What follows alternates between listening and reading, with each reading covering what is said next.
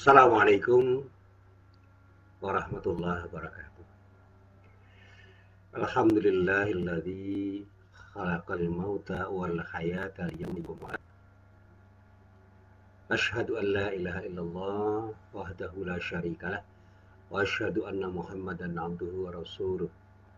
Allahumma shalli wa sallim ala nabiyyina Muhammad wa ala alihi wa sahbihi wa man walah. Amma ba'd. Para jamaah yang dirahmati Allah, kali lagi mari kita ucapkan alhamdulillahirabbil alamin sebagai ungkapan rasa syukur kita kepada Allah Subhanahu wa taala yang telah memberikan kenikmatan yang tidak terhingga kepada kita semua. Mudah-mudahan kita senantiasa menjadi orang yang bisa bersyukur, dan karena sikap syukur kita, Allah berkenan menambah kenikmatan yang telah diberikan olehnya kepada diri kita, baik tambahan itu berupa tambahan jumlah atau kuantitas maupun tambahan jam dalam pengertian mutu atau kualitas kenikmatan yang telah diberikan Allah Subhanahu wa taala pada diri kita, sehingga kita selalu akan bisa menikmati hidup dan memberi sesuatu yang terbaik untuk diri kita dan banyak orang ketika kita berinteraksi, dan mudah-mudahan ibadah kita selalu akan diterima oleh Allah Subhanahu wa taala. Amin. Para jamaah yang dirahmati Allah, pagi hari ini saya akan mencoba untuk mengungkap sesuatu yang mungkin pada saatnya perlu kita ungkap selalu di dalam kehidupan kita ketika kita membaca serangkaian ayat Al-Quran yang pernah kita baca atau sedang kita baca dan bahkan akan kita baca.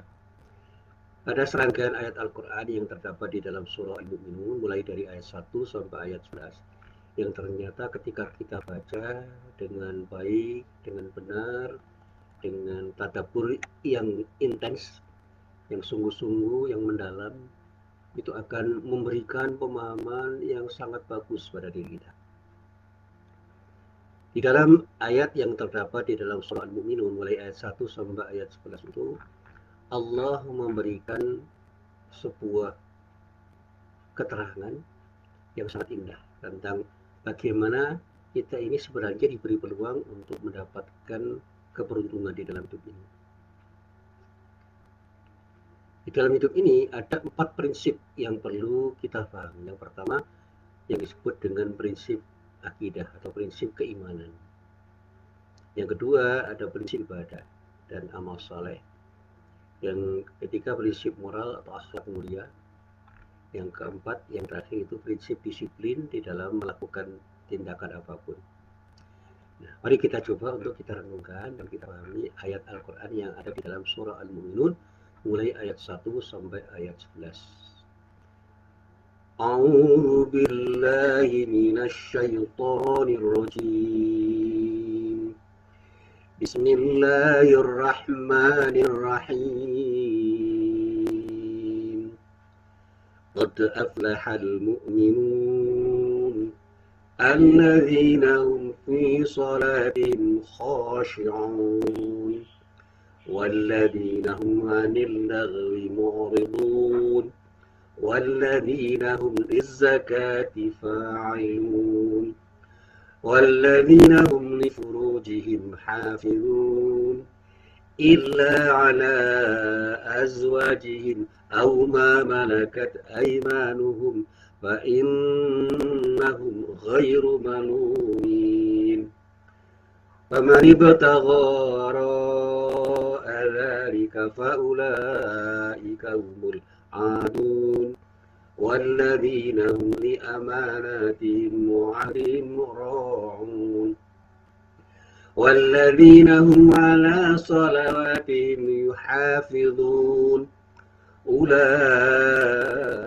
هم الوارثون الذين يرثون الفردوس هم فيها خالدون. Di dalam ayat ini Allah berfirman, sesungguhnya beruntunglah orang-orang yang beriman. Siapa mereka? Siapa yang disebut orang-orang yang beriman? Itu katakan beruntung dengan berimanannya. Di dalam ayat ini Allah menyatakan nyatakan, yaitu orang-orang yang khusyuk di dalam sholatnya, dan orang-orang yang menjauhkan diri dari perbuatan dan perkataan yang tiada berguna, dan orang-orang yang menunaikan zakat, dan juga orang-orang yang menjaga farjinya atau auratnya, kecuali terhadap istri-istri mereka atau budak yang mereka miliki, maka sesungguhnya mereka dalam hal ini tiada tercela. Barang siapa yang mencari sesuatu yang ada di balik itu, maka mereka itulah orang-orang yang melampaui batas. Dan orang-orang yang memelihara amanat-amanat yang dipikulnya dan janji-janjinya, dan orang-orang yang memelihara sholatnya. Mereka itulah orang-orang yang akan mewarisi, yaitu yang akan mewarisi surga Firdaus. Mereka kekal di dalamnya. Para jamaah yang dirahmati Allah, saya selalu mengatakan begini. Masih banyak orang yang menyatakan bahwa kemenangan, keberuntungan, keberhasilan itu tidak akan mudah diraih kecuali oleh orang-orang yang memahami cara memperolehnya. Jadi persoalannya adalah memahami cara dan bagaimana mereka itu dengan disiplin melakukan tindakan dengan proses yang benar untuk meroleh kemenangan, keberhasilan, dan keberuntungan. Satu contoh yang paling mudah. Ada orang yang ingin berbisnis dengan sukses. Nah, orang itu harus tahu bagaimana cara memperoleh bisnis yang sukses itu. Dia harus berproses dengan proses yang benar untuk meraih sesuatu yang didambakannya itu. Orang yang ingin mendapatkan sesuatu apapun, sesuatu yang ingin dia dapatkan. Satu contoh, saya itu pernah ditanya begini, bagaimana cara memperoleh jodoh yang terbaik? Saya sambil berlekar mengatakan, menurut Anda jodoh yang terbaik itu siapa? Ya, jodoh yang terbaik itu adalah orang yang saya cintai. Dan yang datang itu adalah mahasiswi. Siapa dia? Laki-laki yang saya cintai dan saya dambakan untuk menjadi pendamping saya. Saya katakan, ya, pendapat Anda itu tidak sepenuhnya salah, tetapi juga tidak sepenuhnya betul. Dia tanya sama saya, tanya pada diri saya, lalu siapa jodoh yang terbaik? Menurut Pak, jodoh yang terbaik itu adalah jodoh yang dipilihkan oleh Allah untuk diri kita. Mungkin dia itu saat ini belum kita dambakan, belum kita harapkan, belum kita cintai. Dan mungkin saat ini tidak menarik atau belum menarik bagi diri kita. Tapi pada saatnya Allah akan memberikan yang terbaik untuk diri kita ketika kita memohon pada Allah dengan harapan Allah memberikan yang terbaik untuk diri kita. Di mana jodoh kita? Kapan kita akan dapatkan? Siapa? Allah itu sudah tahu siapa yang terbaik untuk diri Anda. Cuma pada saatnya Allah akan memberikan pada saat yang tepat. Ya, ada saat yang tepat. Timingnya itu yang betul-betul harus kita pahami. Mungkin sekarang, mungkin besok, mungkin di masa-masa yang kita sendiri tidak pernah tahu. Maka saya katakan, bermohonlah kepada Allah dengan permohonan yang betul-betul tulus. Ada keikhlasan di dalam bermohon kepada Allah, ya Allah, berikanlah aku jodoh yang terbaik darimu, yang pada saatnya akan bisa mendampingiku dan aku bisa mendampinginya untuk menuju keluarga sakinah. Saya pernah memberi ilustrasi yang sederhana begini. Muslim pernah berdoa dengan doa apa ketika ingin mendapatkan jodoh? Saya cuma berdoa begini, ya Allah, berikanlah wanita yang terbaik untukku, yang bisa mendampingiku untuk menuju ridhomu, dan jadikanlah aku menjadi pendampingnya untuk menuju ridhomu juga. Artinya apa? Kita berharap bersama-sama dengan istri kita atau suami kita menuju ridho Allah dengan cara yang terbaik menurut Allah. Nah, disitulah sebenarnya Allah sudah memilihkan bagi kita siapa yang terbaik untuk diri kita. Bukan orang yang sekarang kita dambakan, kita harapkan, kita cintai, bahkan kita anggap yang terbaik dengan asumsi-asumsi yang kita bangun. Nah, itu yang sering-sering saya sampaikan. Maka boleh jadi orang yang sekarang ini kita cintai justru menurut Allah bukan orang yang terbaik untuk diri kita, atau sebaliknya orang yang sekarang itulah orang yang terbaik menurut Allah. Dan pada saatnya ketika kita mendapatkan suami atau istri, kita harus bersyukur karena apa yang kita peroleh itu adalah jawaban atas doa yang pernah kita ucapkan kepada Allah Subhanahu wa taala ketika kita berdoa, kapanpun kita berdoa. Ya Allah, berikanlah aku jodoh yang akan mendampingiku, yang akan bisa bersama-sama diriku menuju ridhomu, sehingga aku bersamanya selalu akan bisa berjalan dengan baik dan benar di jalan Shiratal Mustaqim. Nah, itu doa-doa ringkas yang mestinya harus kita ucapkan ketika kita ingin mendapatkan jodoh yang terbaik dari Allah Subhanahu wa taala. Makanya ketika saya ditanya, apakah Pak Muslim sekarang ini sudah mendapatkan? Insya Allah. Karena siapapun yang sekarang mendampingiku itu adalah jodoh yang saya harapkan dari Allah dan diberikan oleh Allah, dan pada saatnya harus saya syukuri sebagai sesuatu yang memang layak untuk saya sikapi, untuk saya lakukan dalam rangka untuk mendekatkan diri saya kepada Allah Subhanahu wa taala. Itu jawaban ringkas yang kita coba untuk kita renungkan. Nah, termasuk di dalamnya keberuntungan-keberuntungan di dalam hal apapun. Di dalam berkarir, di dalam berbisnis, di dalam berpolitik, di dalam berinteraksi dengan siapapun, termasuk di dalam kehidupan pribadi kita dan kehidupan keluarga kita. Ada cara untuk mendapatkan keberuntungan, dan keberuntungan yang terbaik dari Allah itulah keberuntungan yang dicapai dengan cara taat kepada Allah. Jalannya adalah satu, jalan takwa. Jalan yang kita lalui yang disebut dengan Shiratal Mustaqim, sehingga setiap orang yang melalui Shiratal Mustaqim insya Allah akan mendapatkan keberuntungan dari Allah Subhanahu wa taala.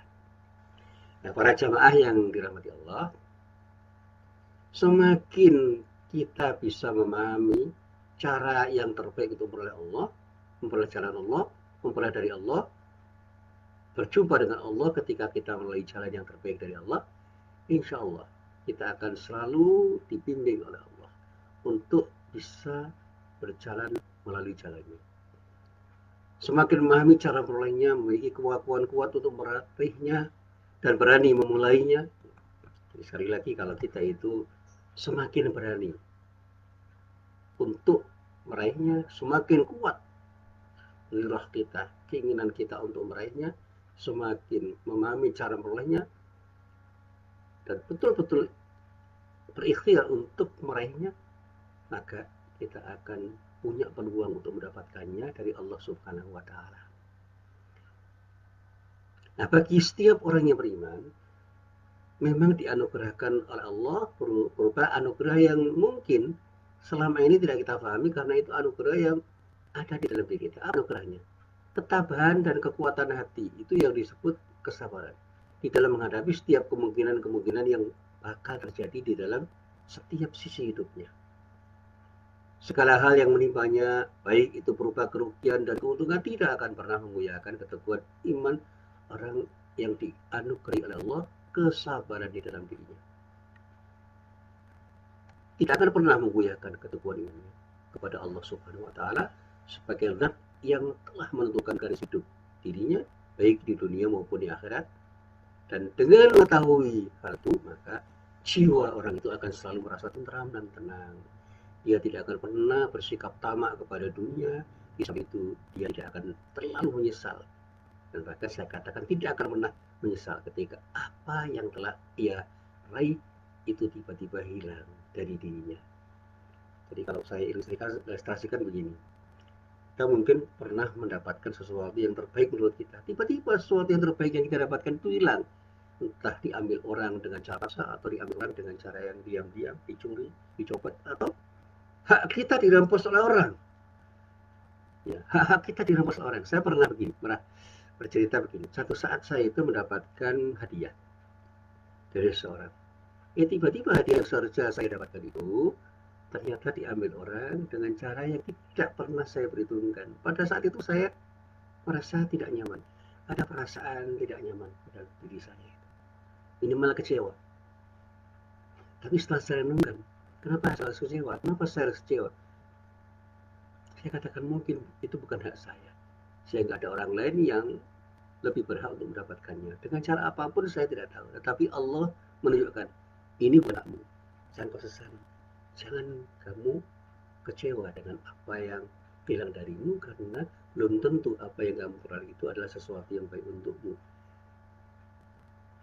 Apapun yang kita dapatkan, cobalah kita syukuri. Tetapi apa yang hilang dari diri kita, jangan pernah membuat kita kecewa, jangan buat kita resah, gelisah. Serahkan semua kepada Allah, karena setiap ketentuan Allah itulah cara yang terbaik dari Allah untuk mendidik diri kita untuk bisa bersyukur dan bersabar. Nah, para jamaah yang dirahmati Allah, saya ingin mengutip sebuah hadis yang berasal dari Umar bin Khattab, yaitu hadis yang diriwayatkan oleh beberapa ulama. Kalau kita baca, bisa kita baca di dalam kitab Sunan At-Tirmidzi, sebuah hadis yang diriwayatkan oleh Imam At-Tirmidzi di dalam kitab Sunan At-Tirmidzi, juznya juz 5, halamannya halaman 526, hadisnya nomor 3173. Kemudian kalau kita melacak kembali dan terus melacak, ada hadis riwayat Imam Ahmad bin Hanbal dalam Musnad Ahmad bin Hanbal, juz 1 halaman 34, hadisnya hadis nomor 223.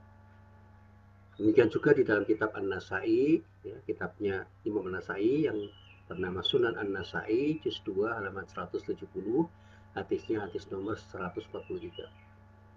Hadis ini juga diriwayatkan oleh Imam Al-Bazzar di dalam kitab Musnad Al-Bazzar, juz 1 halaman 427, hadisnya nomor 301. Hadis ini juga diriwayatkan oleh Al-Hakim di dalam kitab Al-Mustadrak, juz 1 halaman 535, hadisnya nomor 1961.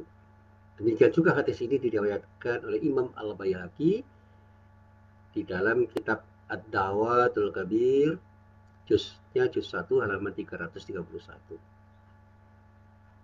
Dan juga hadis nomor 240. Dan Imam Abdul Razak juga meriwayatkan di dalam kitab Musannaf Abdul Razak, juznya juz 3, halamannya halaman 383, hadisnya hadis nomor 6038, dan semua berasal dari sahabat Umar bin Khattab radhiyallahu anhu. Apa hadisnya? Dikatakan di dalam hadis ini, kana Nabi sallallahu alaihi wasallam idza nazala alaihi alwahyu sumi'a 'inda wajhihi kadawiyil nahl. Umar bin Khattab mengatakan bahwa ketika wahyu turun kepada Nabi Muhammad sallallahu alaihi wasallam, terdengar seperti bunyi lebah di sekitarnya.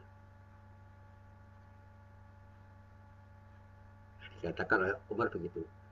Wa unzila alaihi yauman wa makatna sa'atan wa sirri anhu fastaqbala al-qiblata wa rafa yadayhi wa qala Allahumma zidna wa la tanqusna wa akrimna wa la tuhinna wa atina wa la tahrimna wa atirna wa la tu'tir alaina wa ardina wardu anna.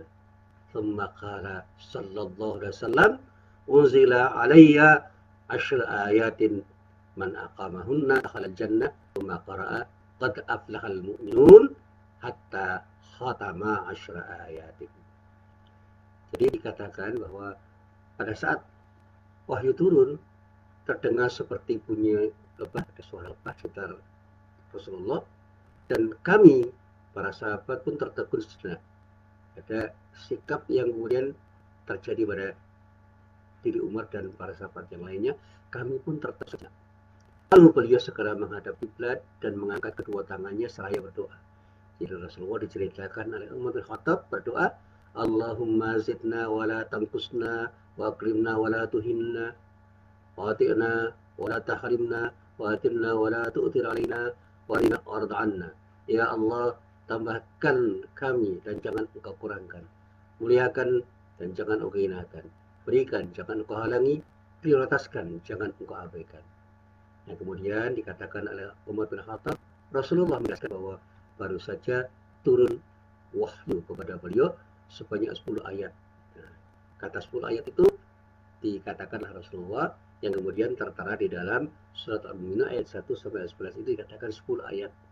Yaitu ayat yang menyertai qad aflahal mu'minun sampai kemudian kita baca ayat yang terakhir alladzina yarithuna al-firdausa hum fiha khalidun. Dan mushaf berjumlah 11 ayat, yaitu 10 ayat yang menyertakan sifat orang yang beriman yang akan mendapatkan kebahagiaan, kebejan, keberuntungan dari Allah Subhanahu wa Ta'ala.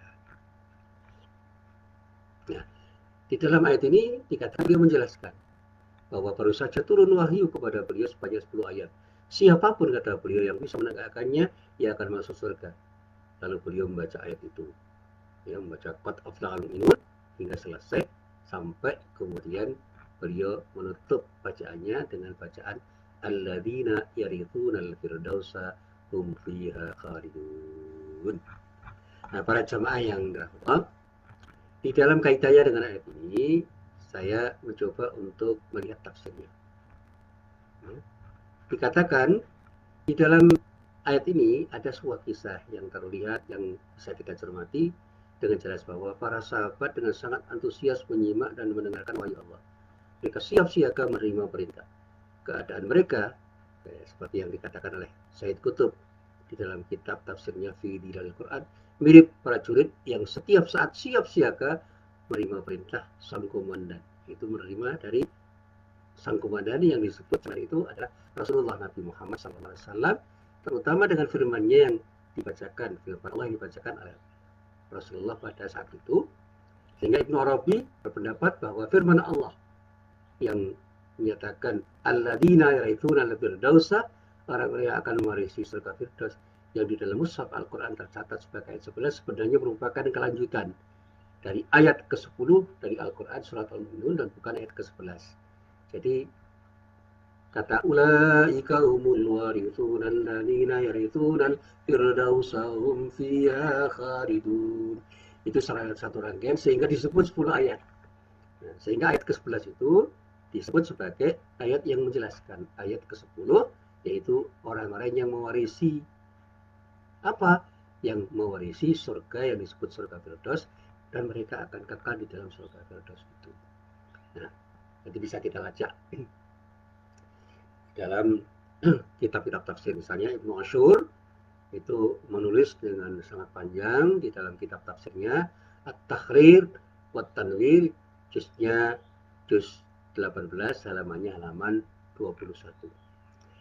Nah, dari dalam kajian tafsir Al-Quran yang saya baca, ayat-ayat dari surat Al-Mu'minun itu disebut merupakan kunci atau miftah gitu, atau jalan peruntungan yang disebut dengan miftah autoriqul falah, kunci atau jalan peruntungan.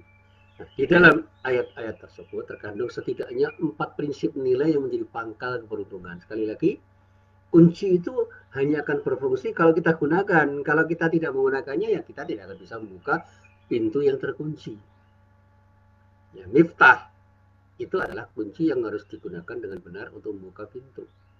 Nah, jalannya itu adalah jalan yang harus dilalui untuk mendapatkan keberuntungan. Nah, di sini para ulama mengatakan di dalam ayat ini terkandung setidaknya 4 prinsip nilai yang menjadi pangkal keberuntungan. Yang pertama yang saya sampaikan tadi, prinsip iman, yang disebut dengan mabda'ul aqidah. Nah, di sana dikatakan oleh para ulama, keberuntungan itu diberikan oleh Allah Subhanahu wa taala hanya kepada orang-orang yang beriman. Sekali lagi, keberuntungan itu hanya diberikan oleh Allah kepada orang-orang yang beriman. Yang seperti apa? Nah, Qad aflahal mu'minun, sungguh beruntunglah orang-orang yang beriman. Jadi orang-orang yang berimanlah yang akan dapatkan keberuntungan dari Allah Subhanahu wa taala.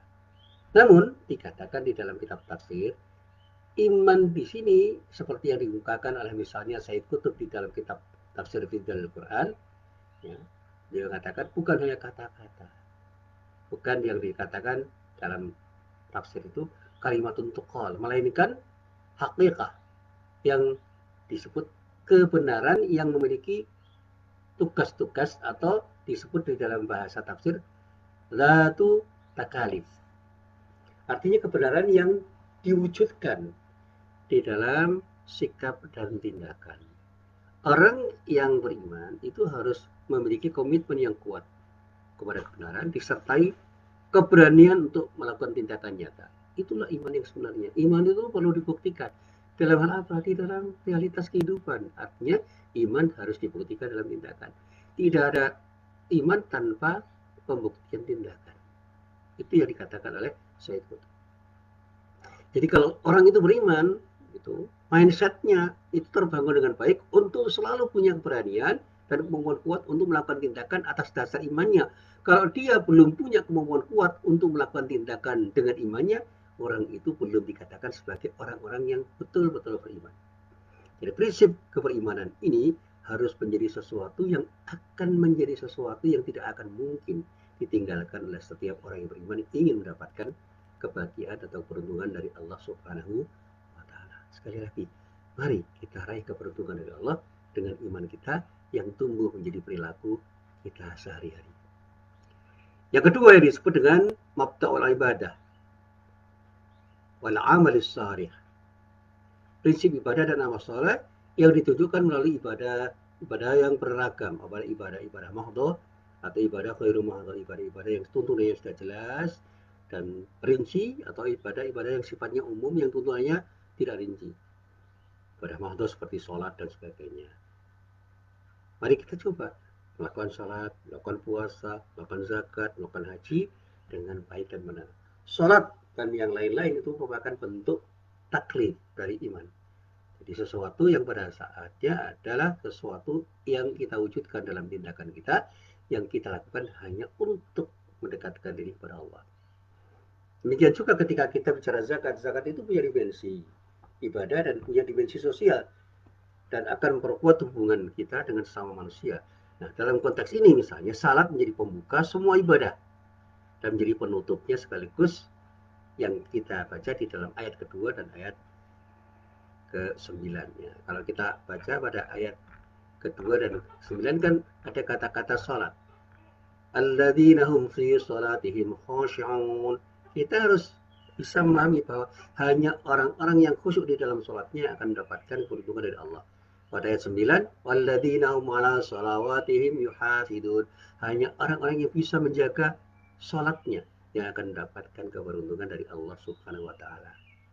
Menjaga, melihara salat itu artinya bagaimana kita menyolatkan diri di dalam kehidupan kita sehingga ada istilah salat gaib.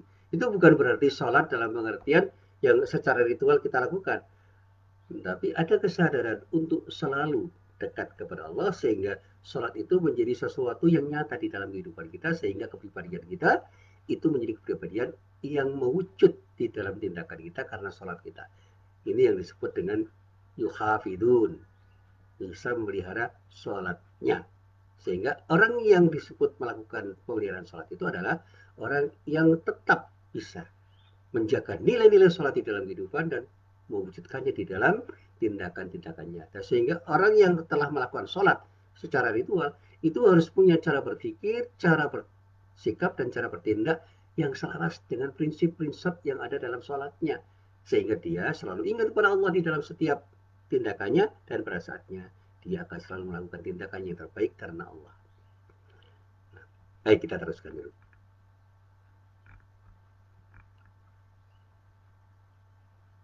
Yang kedua, prinsip ibadah ini ditekankan oleh para ulama untuk bisa menjadi sesuatu yang menyatu di dalam hidup kita, dan sehingga kemudian mewujud menjadi tindakan-tindakan moral. Sehingga yang ketiga disebut ada prinsip moral atau akhlak mulia, akhlakul karimah, yang ditunjukkan dengan sikap dan perilaku yang jelas seperti menepati janji, memelihara kehormatan diri, menjaga amanah. Yang di dalam Islam itu disebutkan orang yang betul-betul menjaga prinsip moral atau akhlakul karimah itu akan menjadi orang yang selalu menjadi orang yang betul-betul bisa mewujudkan iman menjadi akhlakul karimah di dalam seluruh kegiatannya. Akhlak itu menjadi bagian integral dari iman.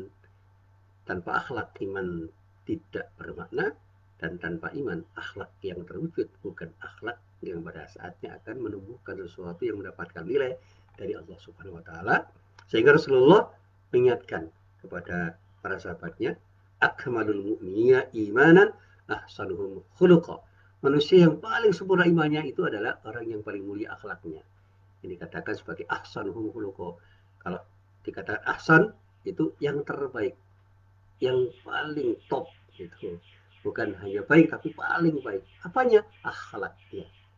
Jadi kalau kita ingin menyempurnakan iman, mari kita sempurnakan akhlak kita sehingga kita itu bisa menjadi orang-orang yang bisa mewujudkan iman di dalam tindakan kita. Nah, inilah hadis Rasulullah yang bisa kita lacak dalam kitab-kitab hadis. Di dalam kitab Sunan Abu Dawud ada, di dalam Sunan At-Tirmidzi ada, di dalam Ahmad bin Hanbal ada, dan semuanya itu berasal dari Abu Hurairah. Sehingga ketika kita lacak itu ada hadis-hadis yang berasal dari Abu Hurairah yang diriwayatkan oleh Imam Abu Dawud, Imam At-Tirmidzi, dan Imam Ahmad. Tetapi juga bisa kita lacak lagi di dalam kitab Sunan,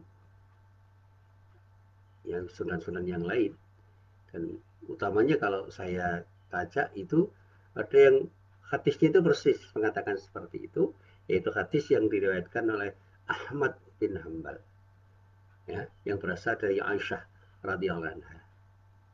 Persis hadisnya seperti itu. Akmalul mu'minina imanan ahsanuhum khuluqa.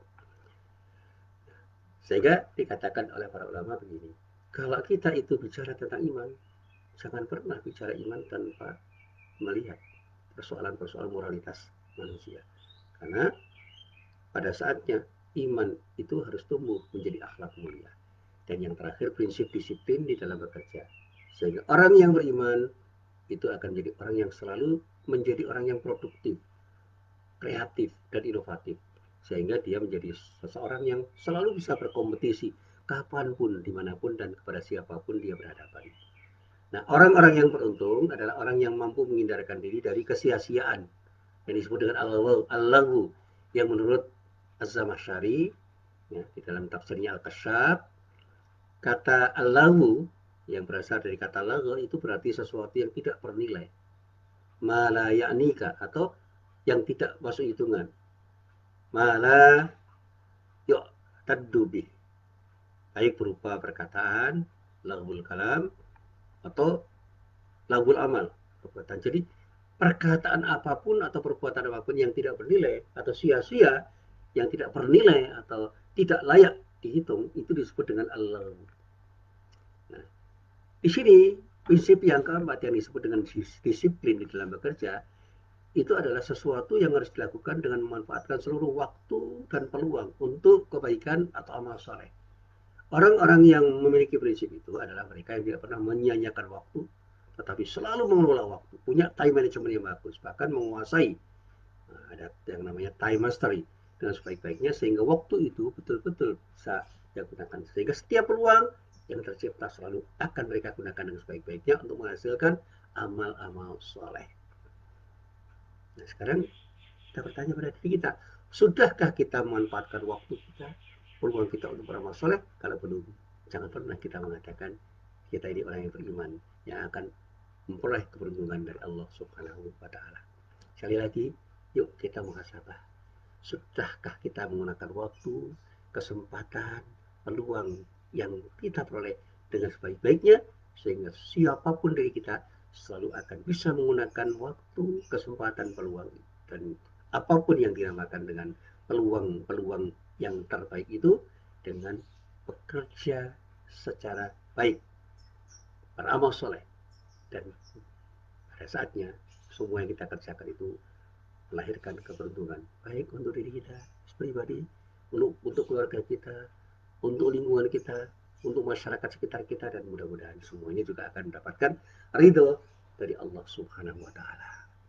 Inilah yang disebut jalan keberuntungan yang dijanjikan oleh Allah dan Rasulnya, sebagaimana yang telah dijelaskan di dalam Al-Quran surah Al-Mu'minun ayat 10, 11 itu menegaskan untuk menjelaskan rangkaian ayat yang ada di dalam surat Al-Mu'minun ayat 1 sampai 9. Sehingga kalau kita baca surat Al-Mu'minun ayat 1 sampai ayat 11, insya Allah kita akan tahu apa yang terbaik yang harus kita lakukan untuk mendapatkan keberuntungan yang dijanjikan oleh Allah Subhanahu wa Ta'ala kepada diri kita.